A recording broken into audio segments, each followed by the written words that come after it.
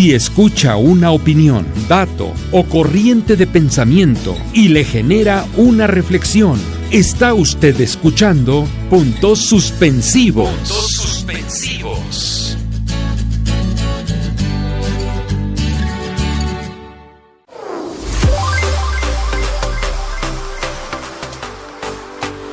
¿Qué tal, amigos? Muy buenas noches. Hoy es 21 de agosto del 2017.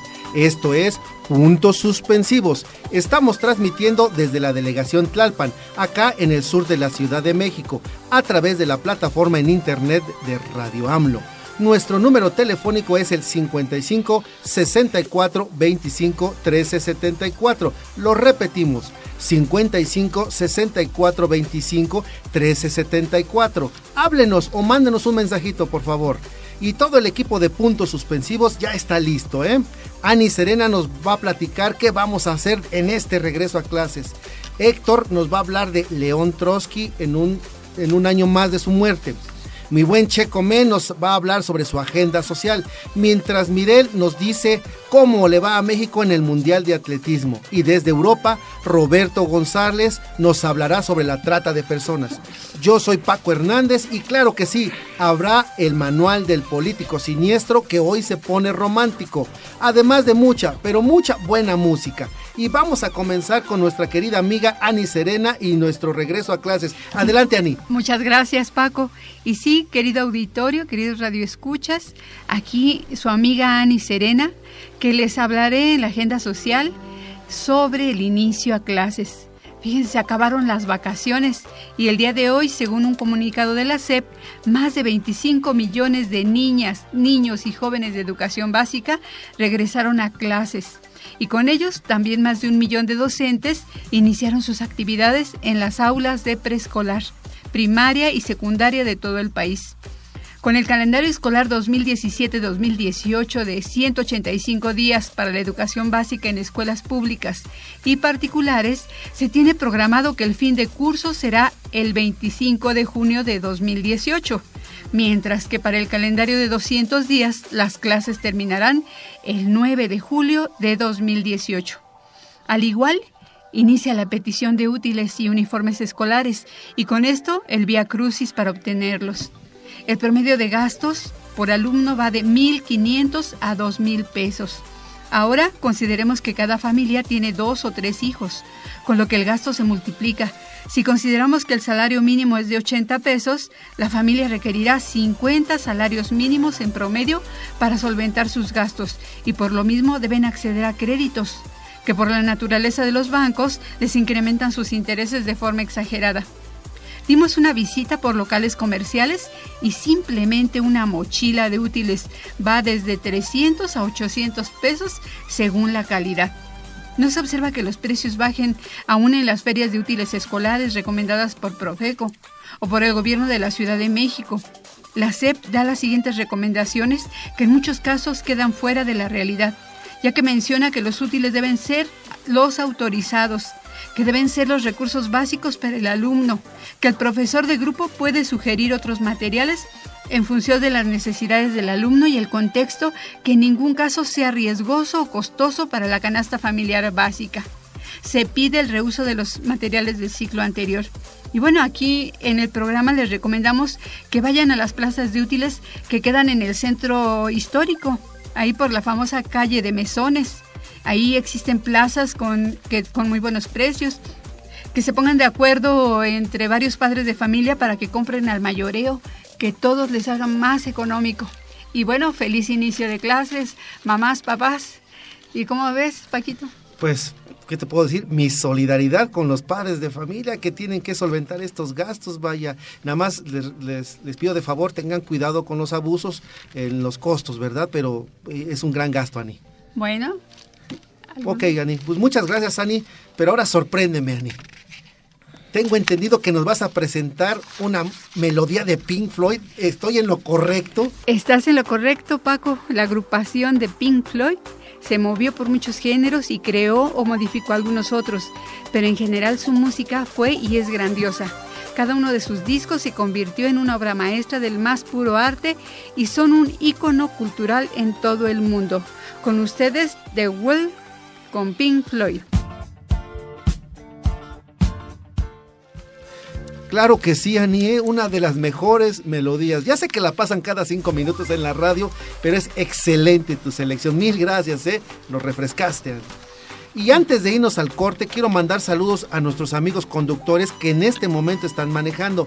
Tengan mucho cuidado y paciencia, amigos. Aquí estamos para acompañarnos un rato más. Vámonos a un corte y regresamos con Ani.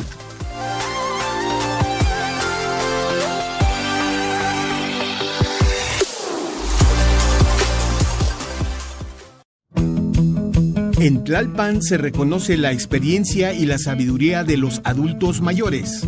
Por ello, apoyamos su integración para darles los incentivos apropiados, fortaleciendo 70 colectivos de personas adultas mayores y ofrecerles la atención que requieren con paseos, convivencias, actividades físicas, cursos de capacitación, talleres, ferias, entre muchas actividades más. Nuestra prioridad es quienes más lo necesitan. En Tlalpan, caminando juntos en tierra firme.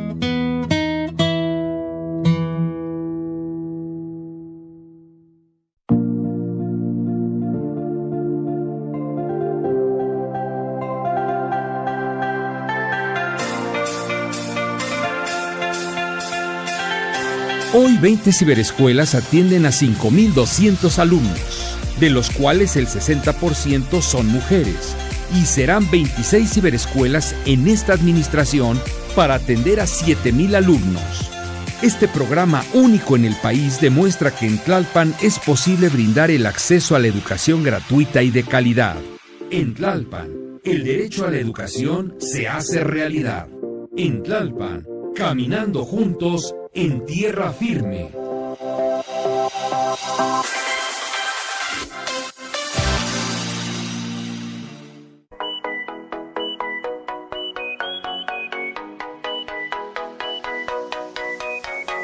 En Tlalpan se ha consolidado la Escuela Campesina. En la Secundaria Técnica Agropecuaria número 57 de Topilejo se vinculan docentes y estudiantes con los productores rurales de la zona.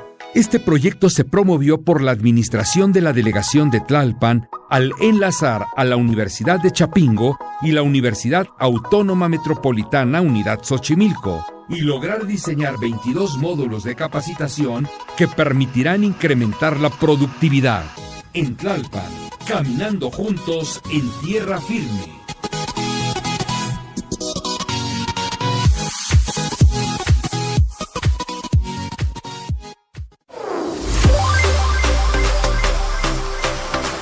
Muchas gracias, mi estimadísimo Paco. Muy buenas noches, queridos radioescuchas. Les recordamos que estamos transmitiendo desde el sur de la Ciudad de México, en nuestra querida delegación de Tlalpan, y aquí su amiga Ani Serena en la conducción de este segundo bloque. Y les damos el teléfono para que se comuniquen con nosotros, 5674-251374. Les repito, 5674-251374. Y le vamos a enviar un saludo a la señorita Karen Yader, que nos está escuchando en Lomas Hidalgo, y a toda su familia. Nos escribe que le gusta mucho el programa. Y a continuación, nuestro querido Héctor Platempa en la agenda política. Cuéntanos, Héctor, ¿de qué nos vas a hablar en este segmento? Buenas noches, Ani. Buenas noches, compañeros. A todos los ciberescuchas, muy buenas noches. Y sí, Ani, pues mira, hoy les quiero hablar acerca de las grandes mentiras del asesinato de León Trotsky a manos de un comunista español, debido precisamente que hoy es su aniversario luctuoso número 77. Entonces, el 20 de agosto de 1940, Ramón Mercader le clavó un pico en la cabeza al que en su día fue la mano derecha de Lenin. León Trotsky ha sido objeto de un atentado que ha causado gran sensación. Según las últimas noticias no confirmadas, los médicos consideran imposible que se salve. Así es como, hace nada menos que 77 años, el diario ABC comenzaba la narración de un asesinato que conmocionó al mundo entero. Aquel 20 de agosto de 1940, de nada le valieron sus logros pasados cuando Ramón Mercader, comunista y catalán, le clavó un piolet en el cráneo. El político moriría 26 horas después.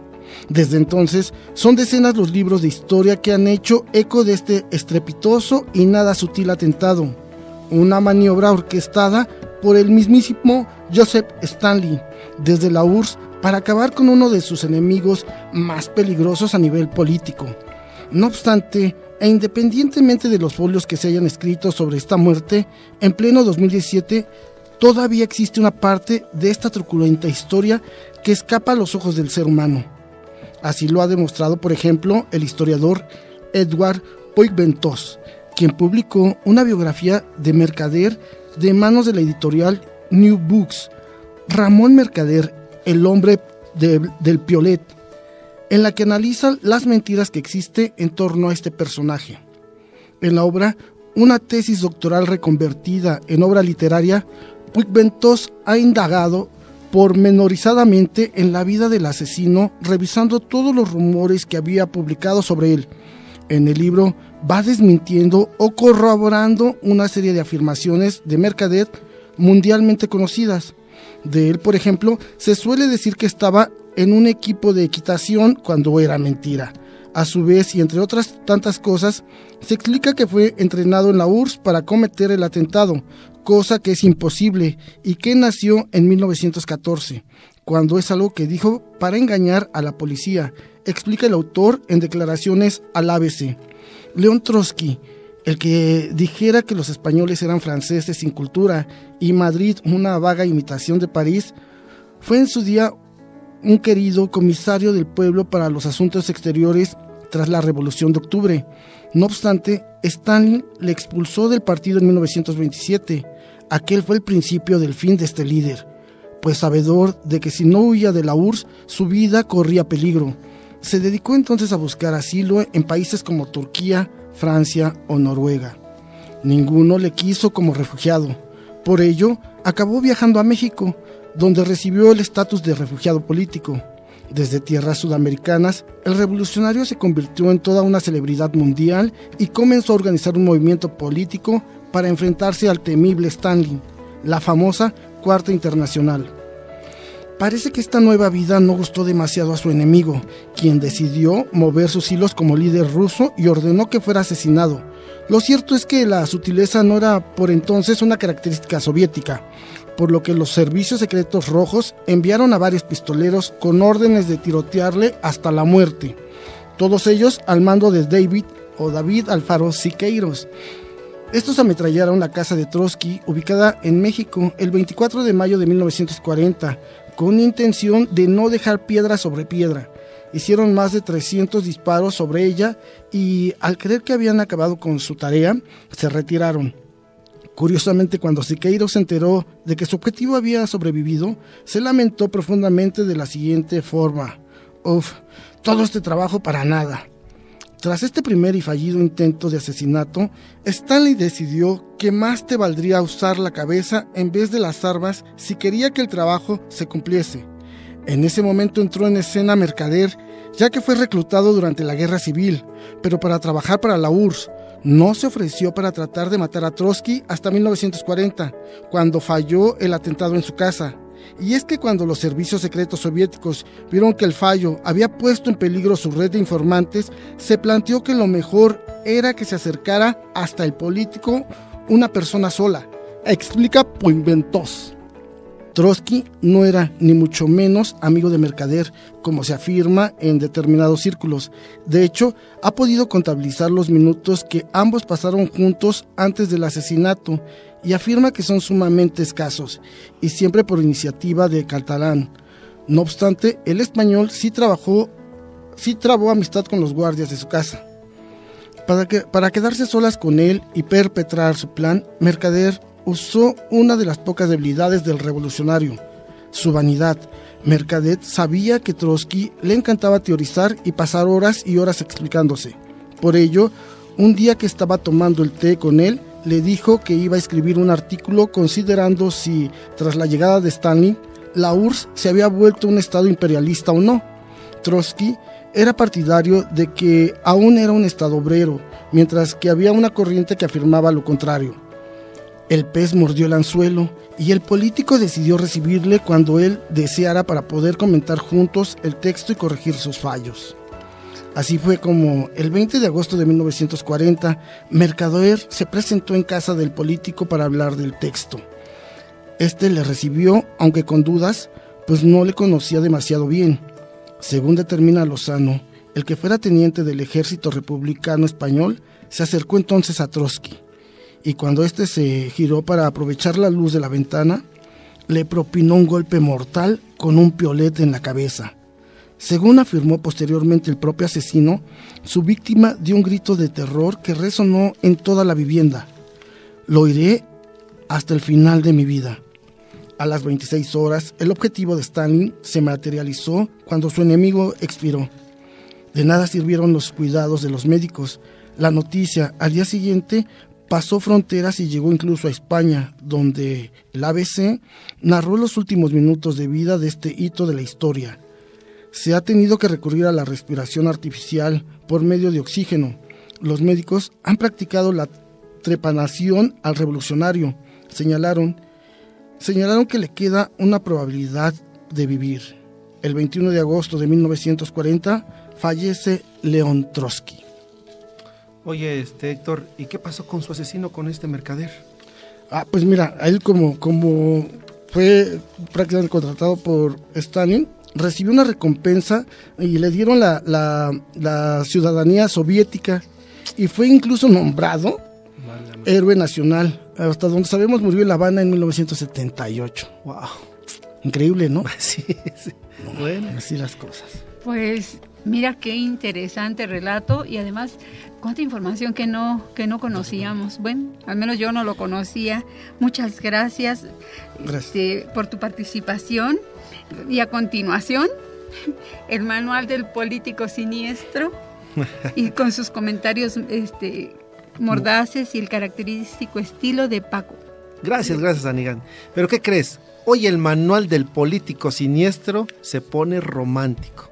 Así es que no le vamos a pedir al maestro que nos ponga esa música de terror.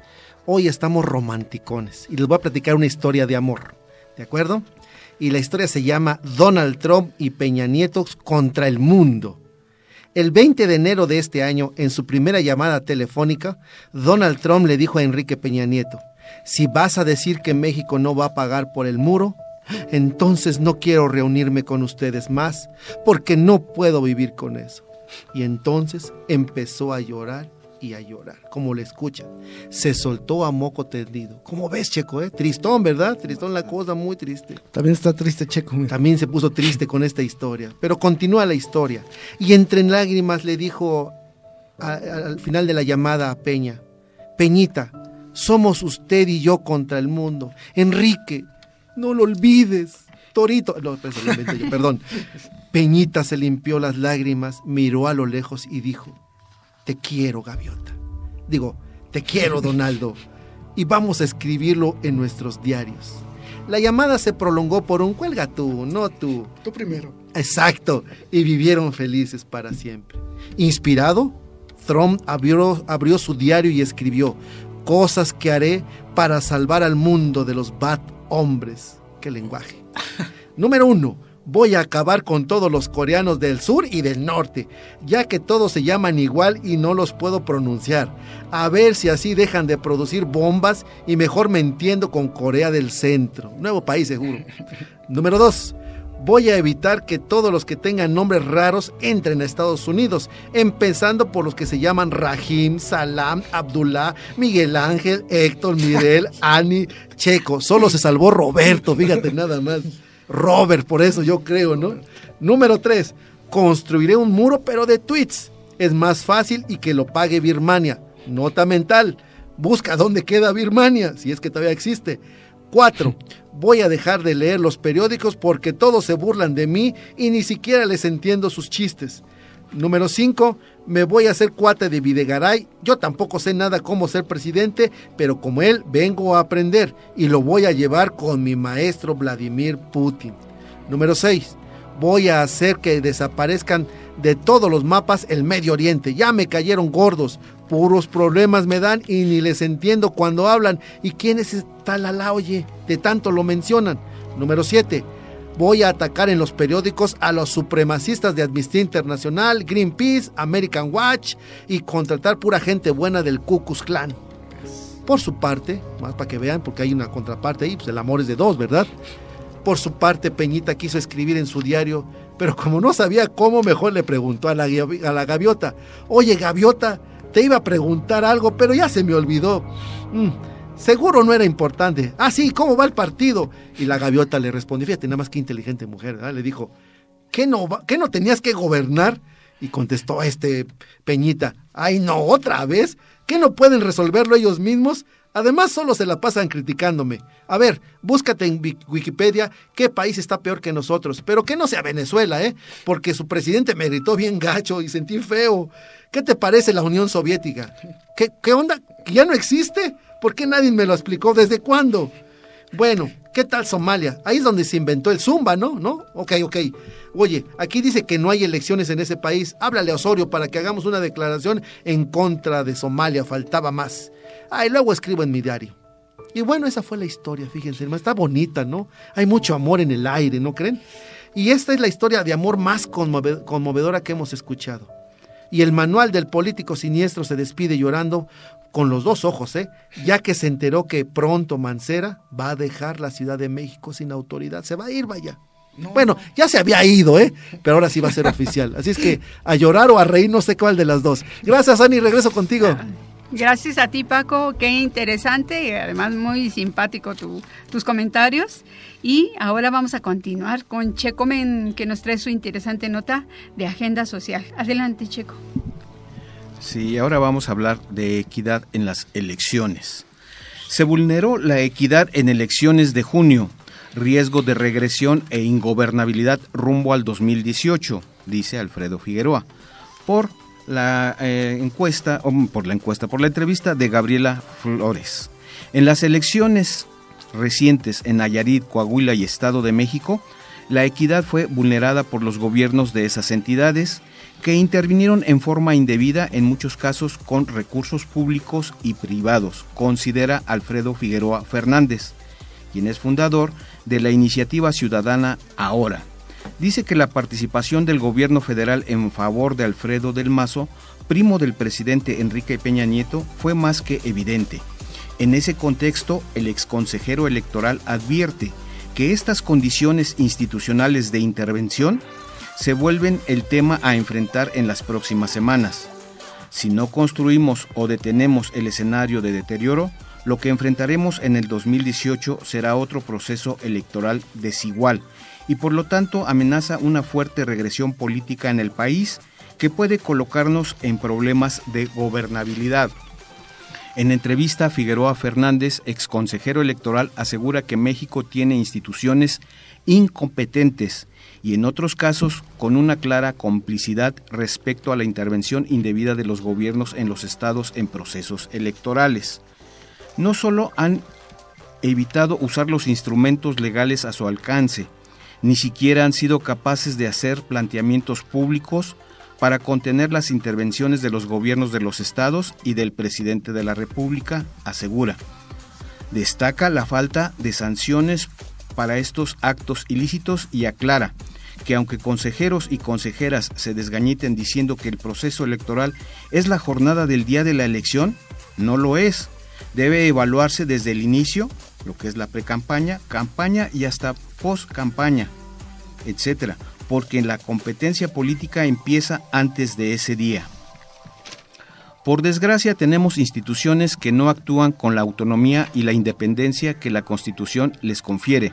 En distintos momentos lo han hecho como voceros y defensores de las acciones indebidas en la vida pública.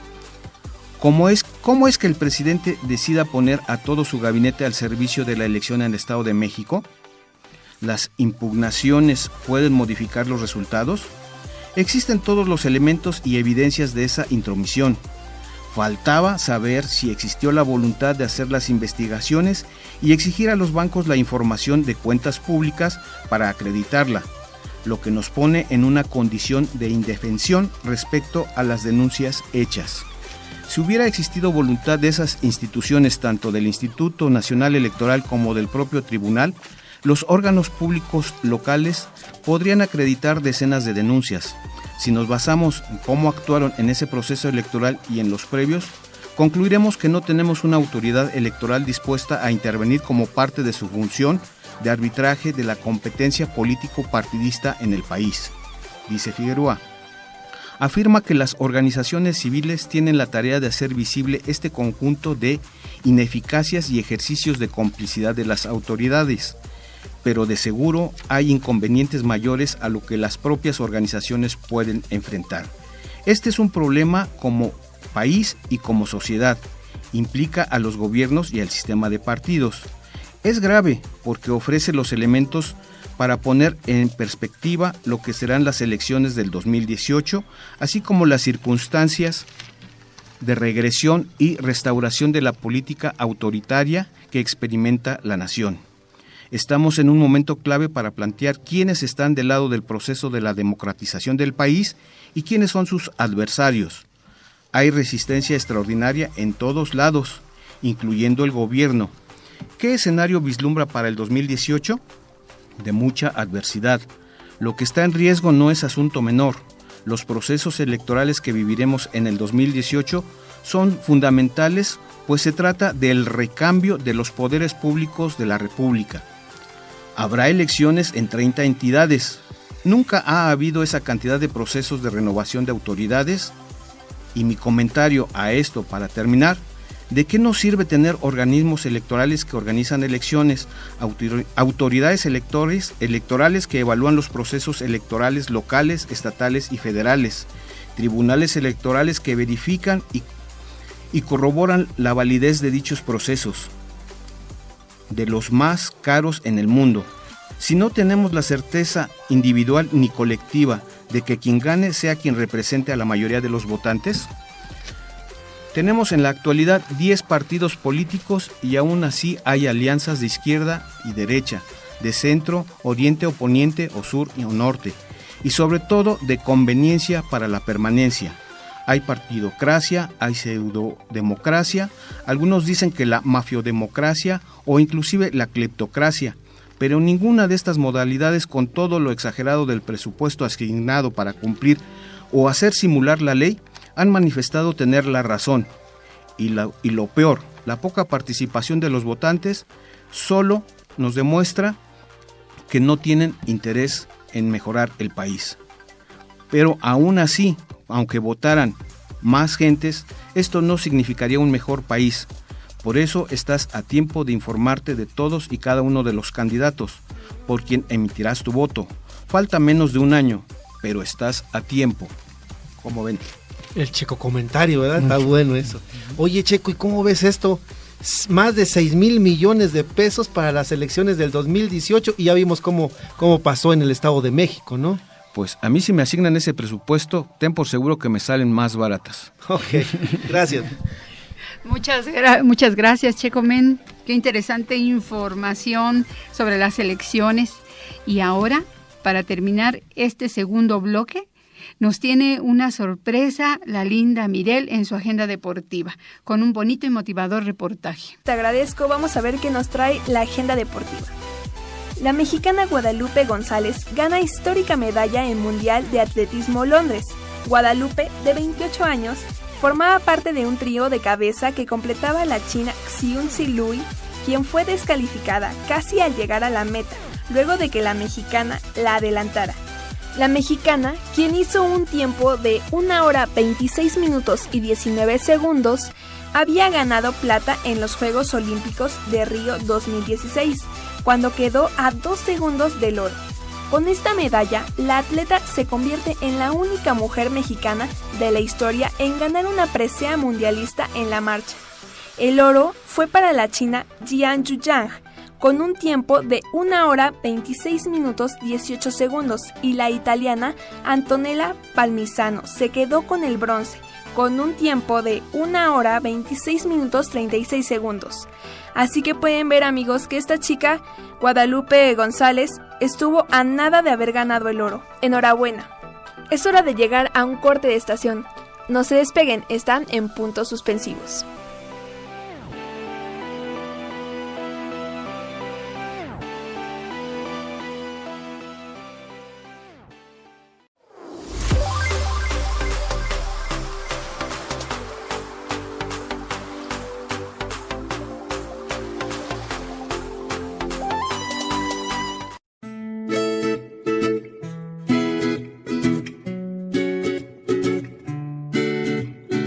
Apoyar a nuestros jóvenes es apoyar el crecimiento de nuestra sociedad. El apoyo integral a nuestra juventud demanda no bajar la guardia, porque en sus manos está el futuro. Por ello, en Tlalpan, en este año, se asesorarán a 2,700 jóvenes en su examen del Comipems. Se apoyarán económicamente a 18,000 jóvenes de nivel secundaria. Se otorgarán 39,400 uniformes a estudiantes de nivel primaria. Se mantendrán 37 escuelas técnico-deportivas en atletismo, boxeo, natación, clavados, patinaje, entre otras más. En Tlalpan, caminando juntos en tierra firme.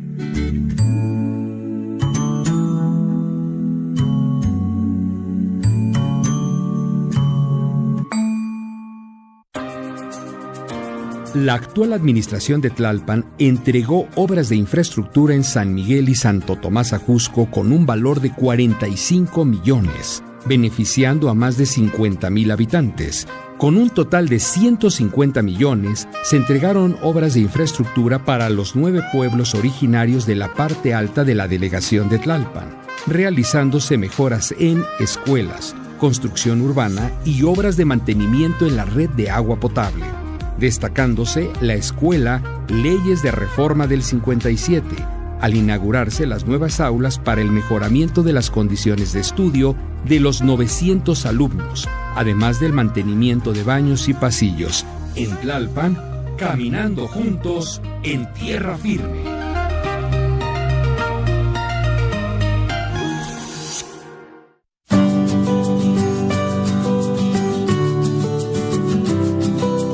El objetivo: erradicar la violencia de género en la delegación de Tlalpan. ¿Cómo? Formar un equipo de calidad de 110 defensoras de los derechos de la mujer, para brindar la capacitación de calidad a 3,000 mujeres en materia de prevención de violencia de género. Si vives algún tipo de violencia por ser mujer, intégrate y defiende tus derechos. En Tlalpan, caminando juntos en tierra firme.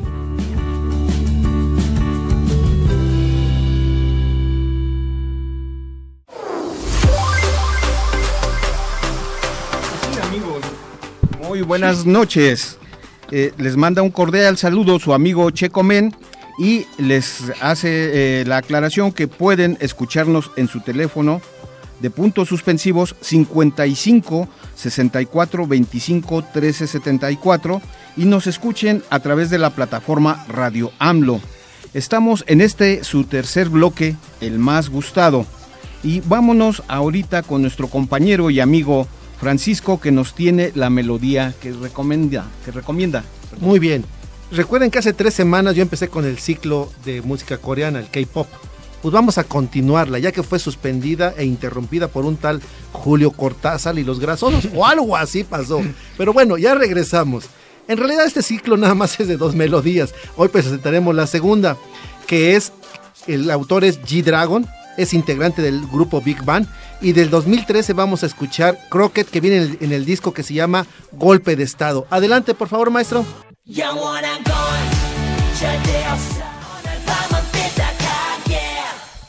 Así es, Paco, muy buen tema.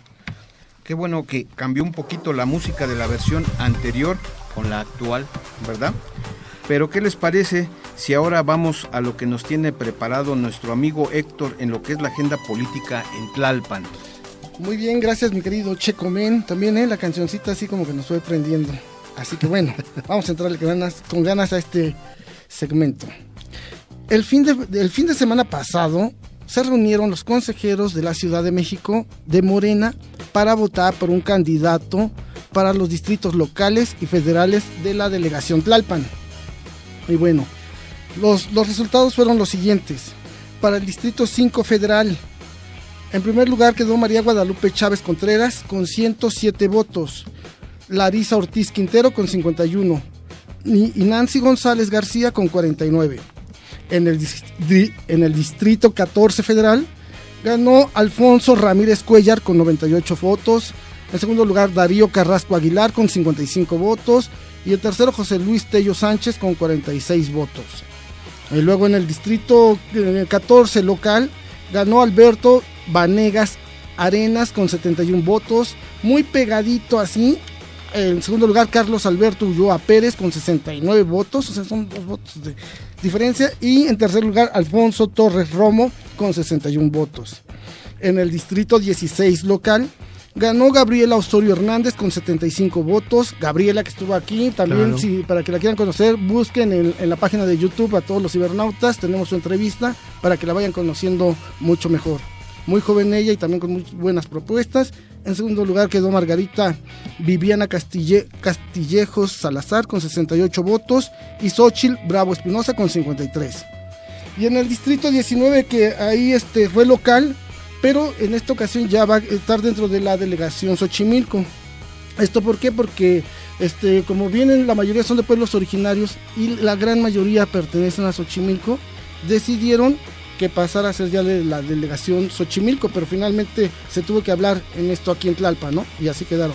Ahí en primer lugar va a estar Rosaura Sales Mancio con 70 votos, después seguida de Angélica Garduño Castro con 65, y luego María Margarita Guadalupe Ábalos con 54, Islas Ábalos. Así es como quedaron entonces los resultados. ¿Qué les parece, compañeros? Pues muy sorpresivo, ¿no? Porque hay nombres que no esperábamos, pero pues ni hablar, así eligieron los consejeros. Ojalá algún día me escojan para ser consejero. No sé de quién ni de qué, pero bueno, algo sería bueno de eso hacer. Claro. Pero, ¿algún comentario? No, ninguno. Adelante. Bueno, ¿qué les parece si continuamos? Y en esta ocasión, nuestro amigo Roberto, desde el otro lado del charco, nos tiene preparado, dentro de su política internacional, Luis Ignacio Lula da Silva, su futuro político. Lo escuchamos. Luis Ignacio Lula da Silva brilló tanto como presidente de Brasil entre 2003 y 2010 que varios medios extranjeros le dieron el título de el personaje del año, y hasta el presidente de Estados Unidos, Barack Obama, lo llamó el político más popular del planeta. Ahora, el juez Sergio Moro, responsable del caso Petrobras, en la primera instancia judicial ha condenado al expresidente brasileño Lula da Silva a 9 años de prisión al considerarlo culpable de haber aceptado y reformado una vivienda de 3 plantas en una zona costera de Sao Paulo, con un valor de 1.1 millones de euros, todo ello pagado por la constructora OAS a cambio de contratos públicos. Esta condena tiene un descarado tinte político, ya que el juez desechó pruebas de que el mencionado departamento está a nombre de la constructora y no del expresidente. Se pretende con ello inhabilitar a Lula para participar en las elecciones por la presidencia de Brasil. Pero antes vamos a examinar cómo fue el gobierno del presidente más popular en la historia de Brasil. Este es el balance de su administración. Luego de 8 años de encabezar el país más grande de Latinoamérica y el 5º más poblado del planeta, Luis Ignacio Lula da Silva, al cumplir su ciclo en la presidencia de Brasil, tras 2 periodos presidenciales, el ex sindicalista deja cargo con un índice de aprobación popular más elevado en la historia del país, con 87%, y gozando de gran admiración por parte de la comunidad internacional. Pero no puedo dejar de apartarlo de este porcentaje porque la aceptación de Peña Nieto en una encuesta de Reforma indica que es de 24%. Es decir, a Lula, al terminar su mandato, 87% de los brasileños lo consideraban buen gobernante y a Peña lo consideran solo el 24%. Creo que sabemos por qué y las razones sobran. Bueno, después de este paréntesis, sigamos con Lula. El prestigio político y gerencial ganado por Lula durante su gestión es avalado por los números. Quizá la virtud más importante que tuvo el saliente presidente de Brasil fue no ceder a las presiones de su colectividad, el Partido de los Trabajadores, y apoyar el modelo económico de su antecesor, Fernando Henrique Cardoso. Gracias a esta decisión, Lula logró estabilizar la economía brasileña, lo cual le permitió crecer a un ritmo promedio de 4.1% anual, pagar toda la deuda del país con el Fondo Monetario Internacional y la reducción de la tasa de desempleo, que pasó del 10.5 en diciembre del 2002 al 5.7 en noviembre del 2010. Vamos con calma. Lula, durante su gobierno, pagó toda la deuda externa de Brasil. En México, la deuda total, es decir, el saldo histórico de los requerimientos financieros del sector público, podría llegar al cierre de este año a 51.4 del Producto Interno Bruto, un máximo histórico debido a un débil crecimiento económico. Pasumecha, más de la mitad del Producto Interno Bruto, y cuando digo bruto, no me refiero a quien están ustedes pensando, que tiene así de endeudado a la nación, pero retomemos el análisis de Brasil. Desde que Lula se instaló en el Palacio del Planalto en Brasilia, comenzó una lucha incansable por reducir la desigualdad en Brasil. Su gestión siempre estuvo enfocada en el campo social y gracias a un ambicioso programa marcado por iniciativas como Bolsa Familiar, un subsidio que el Estado actualmente distribuye a 12.7 millones de familias con una renta mensual inferior a $80, consiguió que aproximadamente 29 millones de personas lograran salir de la pobreza y con ello la clase media pasó a ser el 51% de la población. Según proyecciones del Instituto de Pesquisas Económicas Aplicadas, de haber seguido el ritmo, Brasil pudo haber erradicado la miseria en 2016 y de esta manera alcanzar índices de pobreza propios de los países desarrollados. El gobierno de Lula también buscó consolidar a Brasil como uno de los mayores exportadores de petróleo.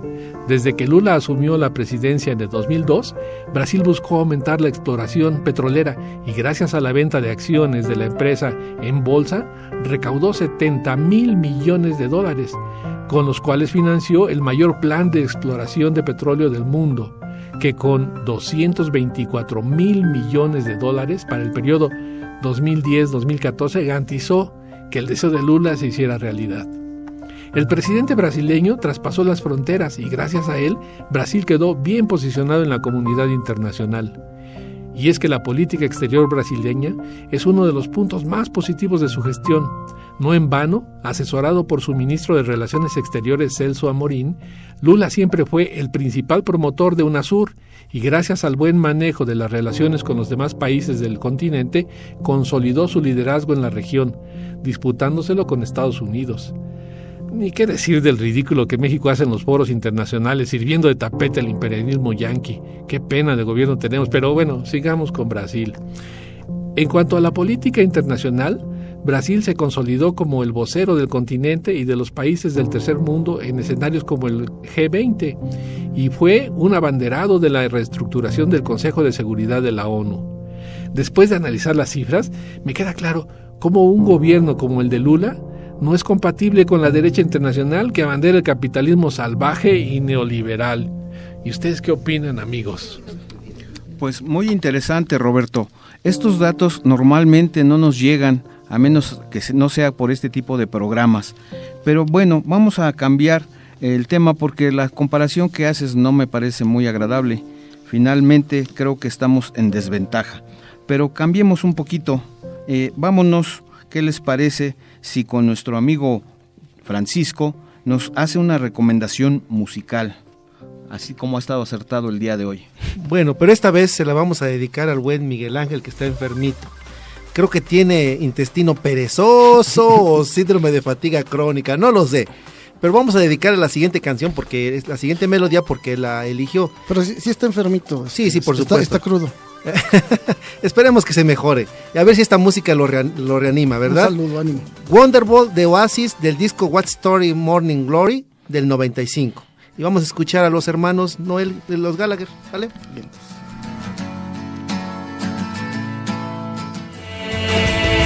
Oye, qué bonita melodía eligió Miguel. Desde aquí te mandamos un saludo, esperamos que te recuperes y te esperamos el próximo lunes por acá. Y amigos, esto ha sido todo en su tercer bloque. Les damos las gracias, esperamos que nos sigan escuchando en el siguiente bloque. Y les repito los teléfonos por si no los han apuntado, no nos han hablado. Les repito, 55 64 25 13 74. Y les recuerdo, estamos transmitiendo desde la plataforma de Radio AMLO. Vamos a un corte y regresamos con nuestro amigo Héctor Platempa.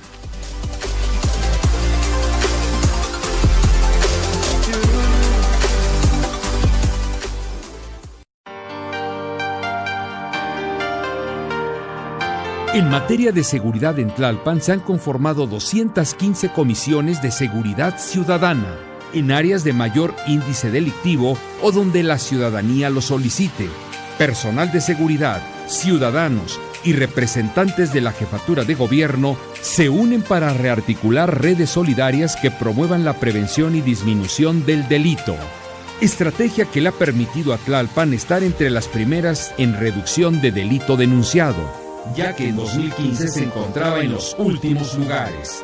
En Tlalpan, caminando juntos en tierra firme.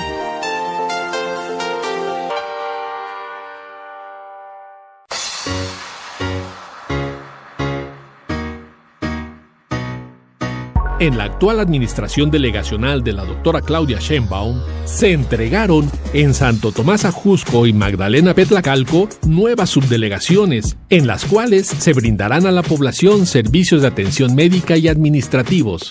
Además, se efectuó la remodelación de la subdelegación de San Pedro Mártir. Nuestra prioridad es quienes más lo necesitan.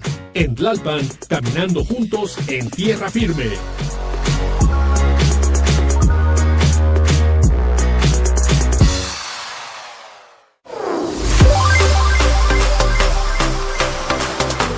Estamos aquí de regreso en este cuarto bloque. Agradezco que me haya pasado los micrófonos a mi querido amigo Checo Men. Y bueno, vamos entonces a darle inicio. Quiero antes saludar aquí a mi amiga Ani. Y bueno, Ani, ¿cómo has estado? Bien? ¿Cómo te fue en tu fin de semana? Muy bien, bueno, mucho trabajo, pero aquí seguimos. Muy bien, Ani, pues entonces vamos con tu agenda salud y artritis reumatoide, segunda parte. Claro que sí, amigos, recuerdan que les había prometido una segunda parte de este tema, porque nos faltaban estas partes interesantes, sobre qué factores detonan la artritis reumatoide. Los factores genéticos se conocen, en este caso se conocen ciertos genes, que es la unidad de material genético y de la herencia biológica, que parecen predisponer a que una persona tenga más riesgo de sufrir artritis reumatoide durante su vida. Sin embargo, esta enfermedad no se hereda de padres a hijos en forma directa. Al parecer, los genes de susceptibilidad favorecen el que en algunas familias o incluso en un mismo individuo ocurra no solo artritis reumatoide, sino otras enfermedades de tipo autoinmune. Es posible que también ciertos factores ambientales como traumatismos físicos o emocionales o cambios hormonales aunados a agentes infecciosos activen de algún modo a los genes de predisposición, favoreciendo la aparición de este padecimiento. Contrario a la creencia popular, la enfermedad no se debe a cambios bruscos de temperatura o humedad.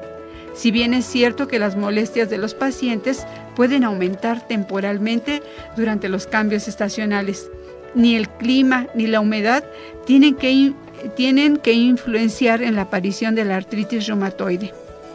¿Cuáles son los síntomas de la artritis reumatoide? La característica principal de la artritis reumatoide es la inflamación articular. El inicio de la enfermedad puede ser súbito en algunos casos, pero la mayoría de las veces comienza en forma insidiosa y gradual, con aumento de las molestias en el curso de semanas a meses. Los pacientes pueden presentar molestias generales como fatiga, malestar general, sensación de cuerpo cortado, fiebre de bajo grado e incluso pérdida de peso, aunado o previo a las molestias articulares. Por lo general, las articulaciones se afectan en forma simétrica y varias a la vez. Es excepcional que ocurra inflamación en una sola articulación, o sea, monoartritis. Las articulaciones afectadas están dolorosas al movimiento y a la palpación. Se aprecian aumentadas de volumen y de temperatura. Son signos típicos de inflamación e incluso pueden estar enrojecidas.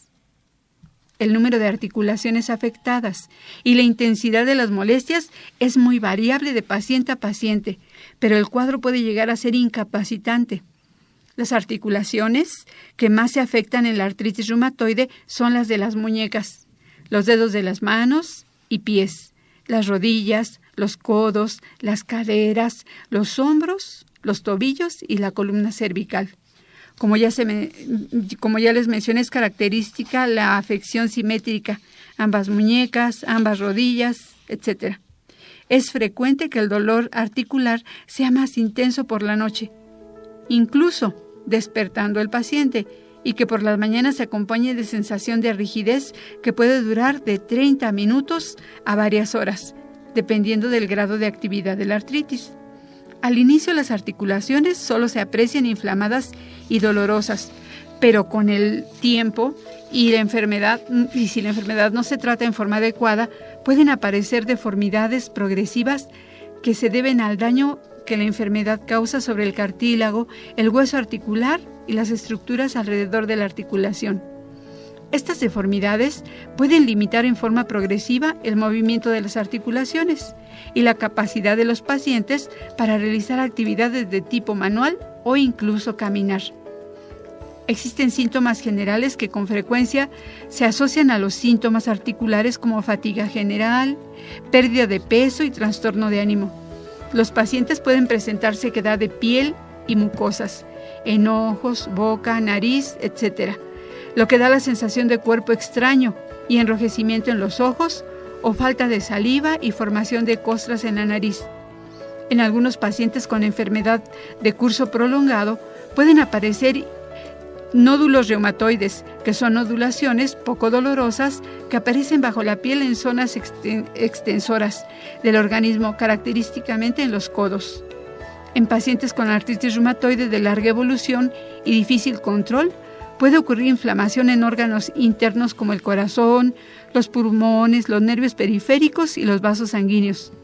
Estas complicaciones extraarticulares causan síntomas diversos como arritmias cardíacas, falta de aire, tos crónica, dolor torácico, dolor de tipo ardoroso, alteraciones de sensibilidad o movimiento o úlceras en miembros inferiores. Bueno, y hasta aquí en este segmento y con la promesa de continuar para ver el curso y tratamiento de la enfermedad. ¿Cómo ve, doctor? Pues muy bien, Ani. Nada más recordándole a las personas que no todo el que tiene dolor articular tiene artritis reumatoide. En el siguiente segmento, en la siguiente semana, nos hablarás un poco más al respecto. Vayan a su médico y hasta que el médico les haga el diagnóstico. Muy bien, gracias. Pues muchas gracias, Ani, como siempre, muy interesante. Y bueno, esperaremos con ansias el próximo programa para esta tercera parte. Y muy bien, compañeros, ahora vamos a dar un salto grandote, pero muy grandote, para llegar allá, al otro lado del charco. Vamos hasta Europa con nuestro corresponsal Roberto. ¿Qué nos tiene, Roberto? Adelante con tu agenda social. Muchas gracias, amigo. ¿Qué tal? Bueno, amigos, el pasado 12 de julio, en una entrevista radiofónica al mediodía, la senadora Adriana Dávila Fernández, presidenta de la Comisión contra la Trata de Personas, expuso la situación en México sobre la trata de personas. En dicha entrevista, la senadora mostró un panorama nada halagüeño sobre el combate a este delito. Así que nos dimos a la tarea de investigar el tema y al estudiar el documento de análisis y evaluación del informe de la Comisión Intersecretarial contra la Trata de Personas 2015, encontramos lo expuesto en la entrevista radiofónica, así que tomamos un extracto de dicho análisis para ejemplificar la situación.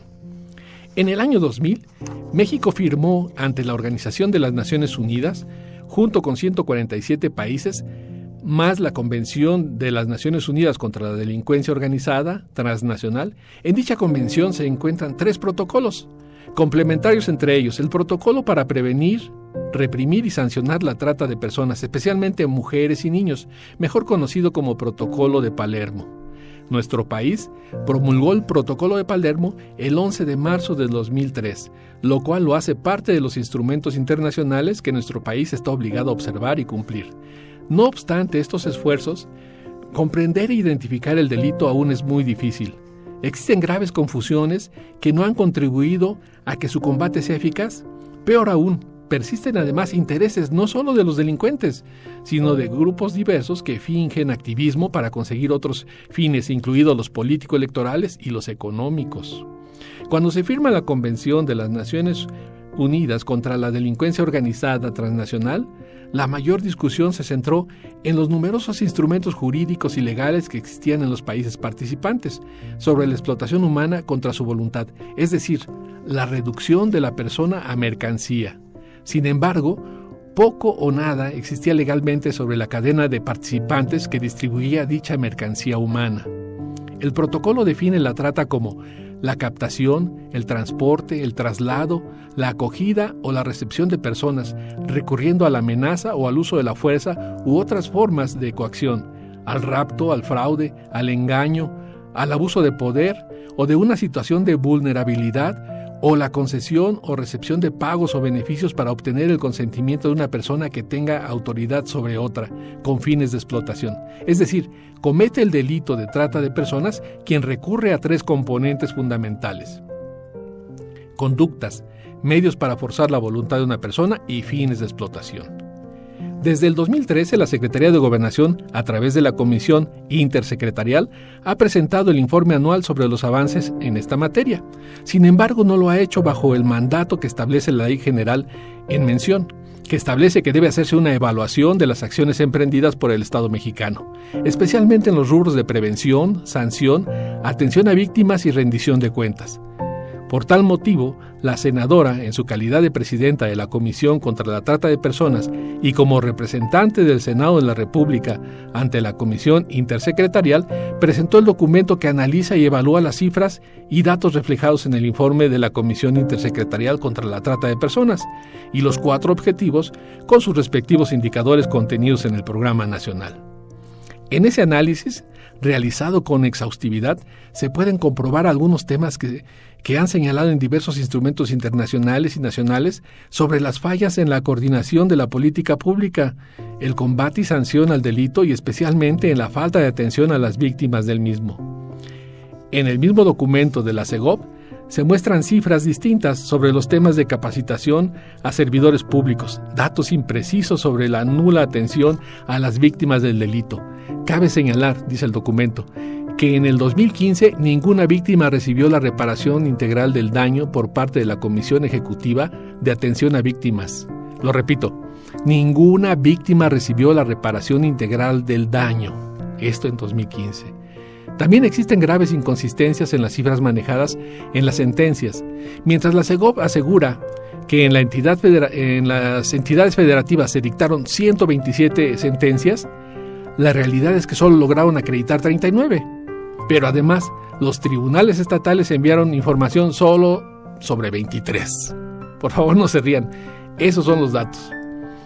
El informe 2015 de la Comisión Intersecretarial no especifica por año el número de sentencias que son condenatorias, ni el artículo de la ley por el que se han sancionado el delito. Sin embargo, en la información solicitada vía transparencia a la CEGOP, la cual en principio fue negada y después el Comité de Transparencia ordenó su entrega, se puede comprobar que de las 39 sentencias acreditadas, 22 son condenatorias y de esas solo 15 son con la ley general vigente, aunque lo más lamentable es que únicamente 2 son dictadas por el artículo 10 que establece el tipo básico de trata de personas y el resto solo castiga la explotación, es decir, hicieron nada.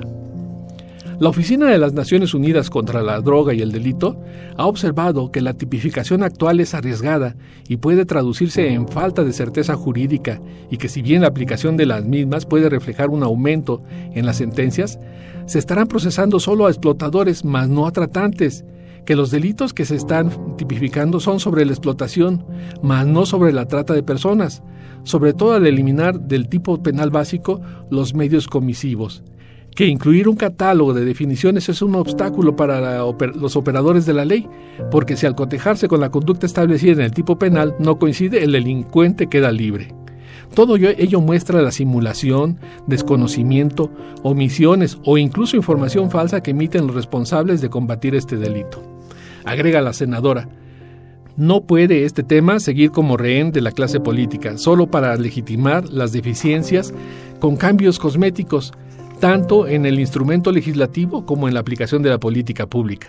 Las víctimas merecen reintegrarse a la sociedad y el Estado mexicano está obligado a brindarles la máxima protección y a darles acceso a la justicia. Ello incluye, sin duda, que los verdaderos tratantes estén en la cárcel y se evite así la impunidad. Amigos, no podemos sino asombrarnos, primero, de la claridad con que la senadora desnuda al gobierno y autoridades responsables, mostrando su nulo trabajo, que solo inventan cifras y se cobran millonarios presupuestos por holgazanear. Y por otro lado, entristecemos y nos preocupa que este lacerante delito no sea combatido. En una futura participación comentaremos la situación sobre la trata de personas en México desde la óptica de periodistas. ¿Qué les parece, amigos? Pues muy interesante, mi querido Roberto. La verdad es que, como siempre, nos dejas pensando. Son temas muy delicados, ¿no? Que socialmente afectan muchísimo. Pero bueno, también estaremos ahora también atentos a esta tercera parte donde tú nos vas a compartir, y estaremos al pendiente de qué opinan también los periodistas con respecto a este tema. Y muy bien, ahora vamos a tener que cambiar y nos vamos a ir a las noticias de la semana. Ojo, solo las noticias más comentadas. Y para esto está mi primo Paco Hernández. Así es, solo las más comentadas, no cualquiera. Ok, número 1, el caso Tlatlaya a revisión. Un juzgado federal ordenó a la Procuraduría General de la República reabrir el caso Tlatlaya e investigar lo que realmente sucedió el 30 de junio del 2014 en San Pedro Limón. De acuerdo con el expediente 545/2017, la medida fue otorgada a Clara Gómez González, madre de Erika, quien murió junto con otros 21 civiles a manos de soldados en Tlatlaya, Estado de México. El juez determinó además que para evitar la fragmentación, la PGR deberá integrar todas las investigaciones bajo un solo expediente. Además, ordenó señalar pormenorizadamente las diligencias que considere pertinentes, así como su objetivo y plazos, mediante la elaboración de un cronograma detallado de investigación. ¿Cómo ves, primo? Ojalá y se resuelva, ¿no? La verdad que sí, que le den seguimiento y que sí lleguen a resolverlo, pues, ¿no? Una buena noticia, ¿no? Sí, okay. Así es. Número 2, atentado en Virginia y la respuesta de Trump.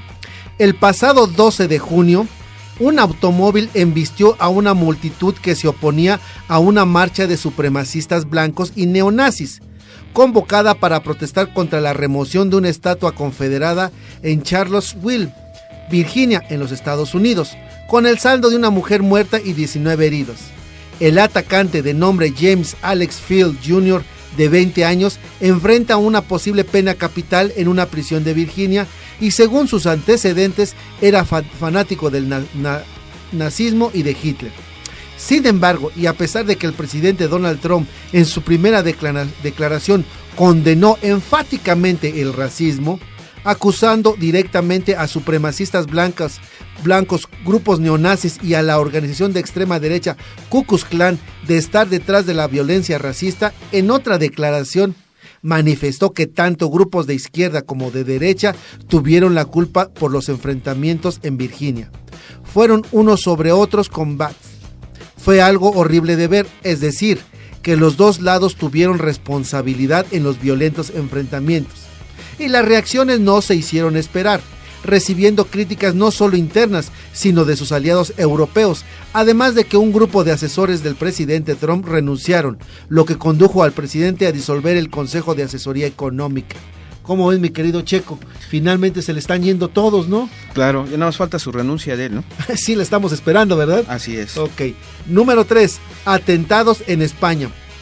El primero ocurrió alrededor de las 5:30 de la tarde el jueves pasado, en una de las vías de Barcelona con más paseantes, las Ramblas. Una camioneta blanca circuló a alta velocidad por la zona peatonal de la calle de más de 500 metros y realizó un atropellamiento múltiple e intencionado, dejando un saldo hasta hoy de 15 personas muertas, entre ellas 5 niños y cerca de 130 heridos, algunos de ellos de gravedad. El día de hoy, la policía local informó que fue abatido un ciudadano marroquí de nombre Younes y a quien se le considera como el autor material. Ya el Estado Islámico se adjudicó el atentado en un comunicado emitido por la agencia de noticias yihadista Amaq. El otro atentado, pero ahora en Cambrils, unas 8 horas después del atentado de Barcelona, 6 civiles y un policía resultaron heridos cuando un vehículo arrolló a la multitud en la turística localidad de Cambrils, a 120 kilómetros de la capital catalana, que culminó con un tiroteo en el que murieron los 5 presuntos terroristas implicados. Finalmente, las investigaciones sostienen que hay una relación de ambos atentados con las explosiones de Alcanar, el miércoles pasado, lo que hace sospechar que se preparaban atentados de mayor envergadura. Primo, se pone feo la cosa en Europa, ¿no? Cada vez peor, la verdad, ¿no? Ya está da miedo. Hay otros atentados en Rusia y en Alemania, esto está que arde la cosa, ¿verdad? Así es. Número 4. En la Asamblea Legislativa del DF se aprueba iniciar el proceso de destitución de Salgado. La Comisión Jurisdiccional de la Asamblea Legislativa Capitalina aprobó iniciar el proceso de destitución del delegado de Tláhuac, Rigoberto Salgado, por sus presuntos nexos con el grupo criminal de Felipe de Jesús Pérez, alias El Ojos. El presidente de dicha comisión comentó en entrevista para La Política Online que se tienen 5 días para contestar la demanda y 15 días para desahogar todas las pruebas de las que disponga para demostrar su inocencia. Esa comisión dispondrá de 55 días hábiles, al final de los cuales se sabrá si el delegado Salgado será removido de su cargo, indicó López Velarde Campa. Igualmente puntualizó que el siguiente paso será notificar formalmente al delegado que deberá presentarse a comparecer o mandar un documento contestado todas las preguntas que le realizamos, en un plazo de 15 días. En ese lapso se promoverá la comparecencia de otras autoridades. Finalmente, un juez federal desechó por improcedente la demanda de amparo que promovió el jefe delegacional de Tláhuac contra el proceso de remoción. Checo, ¿cómo ves? Un montón de quejas. Yo no veo que la PGR se haya pronunciado, pero ya la asamblea procedió. Bueno, la asamblea deben de pasarla a la PGR y la PGR a la asamblea, a ver quién cumple mejor su trabajo, ¿no? Exactamente, ¿no? Y número 5, encuesta de Morena en la Ciudad de México. El pasado fin de semana se llevó a cabo una encuesta en la Ciudad de México para definir al coordinador y posteriormente el posible candidato de Morena a la jefatura de gobierno. Y a pesar de que la Comisión Nacional de Encuestas debió de entregar los resultados el día de ayer por la noche, dichos resultados serán públicos hasta el día jueves, según versiones oficiales. La terna estuvo integrada por Claudia Sheinbaum, actual delegada de Tlalpan, Ricardo Monreal, delegado de la Cuauhtémoc, Martí Batres, presidente de Morena en la Ciudad de México, y Mario Delgado, actual senador. Por otro lado, el presidente del PRD presentó en la Ciudad de México, presentó el día de hoy una denuncia ante el INE contra el proceso interno de Morena en la capital por actos anticipados de campaña. ¿Cómo ves, primo? Pues yo le digo a la gente, espérese a los resultados oficiales. No anden sacando ganadores todavía no nos dicen, ¿verdad? Claro, imagínate, ¿no? Principalmente, por ejemplo, por ahí salió anunciado desde el día de ayer que un grupo de académicos de la UNAM, que había hecho una de estas encuestas espejo, y ya declaraba ya por triunfador a Monreal, ¿no? También por ahí algunos, la mayoría en totalidad perredistas, también diciendo que ya se respetara y que Monreal ya como triunfador. Entonces, bueno, pues si las reglas estuvieron claras y se dijo desde un principio, solamente va a ser gente de Morena, del partido, y la otra, hasta el miércoles o jueves tenemos los resultados, ¿por qué se adelantan? Si bien es cierto que Monreal no salió con el micrófono a decirlo, está todo un equipo atrás, ¿no? Y bueno, con respecto al tema, yo nada más les quiero compartir 2 puntos de vista. Uno de Alfonso Ramírez Cuellar con respecto al tema del aparente madruguetazo, y con la delegada Claudia Sheinbaum. En este caso, Alfonso Ramírez Cuellar en su cuenta de Facebook menciona: en Morena debemos ser respetuosos a las reglas que todos aceptamos. Difundir encuestas propias no solo es ilegal, sino que también es deshonesto. Esperemos los resultados oficiales que se darán a conocer durante la semana para conocer quién representará a nuestro partido en la Ciudad de México. Nosotros estamos confiados y optimistas de que Claudia Sheinbaum resultará ganadora porque ha realizado un trabajo honesto e incluyente con todos los sectores sociales. Que no te sorprendan. Y por otra parte, la delegada Claudia Sheinbaum dice: la verdad no le doy valor, solo estoy esperando el resultado de lo que nos dé Morena. No mandé a hacer encuestas espejo, confiamos en el equipo que tiene Morena para hacer las encuestas. Vamos a esperar a ver cuál es el resultado, comentó. La delegada en Tlalpan dijo que no quisiera calificar la encuesta del jefe delegacional en Cuauhtémoc de madruguete, porque cada quien tiene maneras distintas de ver las cosas. Pero yo me sigo preguntando, primo, sí, ¿cuál era el objetivo de sacar esta encuesta en espejo si ya estaba en trámite la oficial? Es decir, ¿Qué espera quien la mandó a hacer? ¿Qué espera con el resultado? Ok, la encuesta que yo mandé a hacer Espejo me da ganador a mí, pero esa no es oficial. ¿Qué espera que un grupo, si no salgo ganador en la oficial, hay alguna controversia o algo, cuando de cualquier manera no oficial? Y además, creo que entorpece. Yo, para mí, cualquiera que los gane, cualquiera de los 4 que gane está bien, pero este madruguete lo que hace nada más poner piedras y obstáculos con algo que ya estaba determinado, ¿no? Por los 4 además. Claro, ¿no? O sea, vemos un poquito esta manera de trabajar de cada uno de ellos, cómo se va comportando, ¿no? Yo creo que eso es lo importante y la finalidad también de nosotros, poner aquí y decir, esto está pasando, esto están haciendo, y nosotros ya vamos viendo cómo trabaja cada quien, ¿no? Finalmente vamos a respetar y vamos a apoyar al que quede de Morena. Oye, por cierto, ¿alguien de ustedes los llamaron? No, yo la verdad es que lo apagué porque estuve ocupado. A mi prima la llamaron y ella votó por Del Mazo. Yo voto por Del Mazo, y ya ganó ese ya nos robó por allá. Ella aseguró el gane. Seguro es un voto ganador, vaya. Muy bien, gracias, primo, regreso contigo. Pues muchas gracias a ustedes, gracias como siempre con todas tus noticias, las más comentadas. Así es. Efectivamente. Y ahora vamos a la parte bonita, la parte romántica nuevamente, acompañados de un poquito de lluvia, un poquito de café, algo más, y con la música especial que nos tiene el buen Checomen. Retomando el comentario, yo creo que a mí no me hablaron porque no tenía crédito, pero bueno, vamos a esperar a ver si a otras personas sí se pueden comunicar conmigo. Va. ¿Y qué les parece si para esta melodía, una melodía que considero clásica, ¿sí? Con uno de los mejores guitarristas que ha dado México, Carlos Santana, escuchemos esta pieza dedicada a todas las mujeres maléficas, Mujer de Magia Negra? Ay, no más. Ándale.